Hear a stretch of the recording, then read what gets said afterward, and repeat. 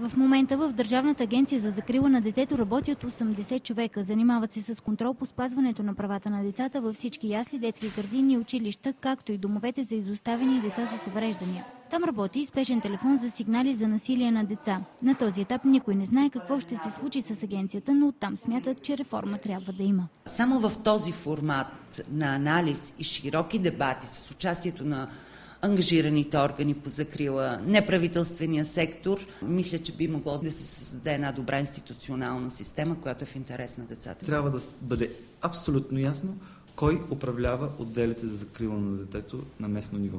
Защото в публичното пространство е ясно и видно, че ако има някакъв проблем с едно дете, е отговорна Държавната агенция за закрила на детето. По закон не е така. Агенцията за социално подпомагане е тази, която е отговорна за тези проблеми. Според официалното становище на Социалното министерство, превръщането на агенцията в комисия за мониторинг и контрол по правата на детето към Народното събрание се прави с цел оптимизация на администрацията. Абсолютно неразбираем е този текст, който е посочен в доклада.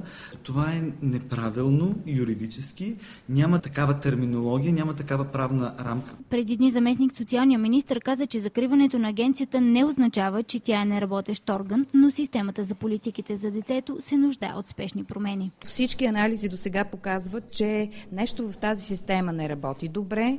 Затова ние ориентираме нашата идея за ново законодателство не само към закрила на детето, а въобще към политика за детето. Според неправителствените организации, Държавната агенция за закрила на детето може да се превърне в изпълнителна агенция или агенция над министерско ниво, подобно на Комисията за защита от дискриминация. Но при всички положения тези структури се нуждаят от сериозни инвестиции.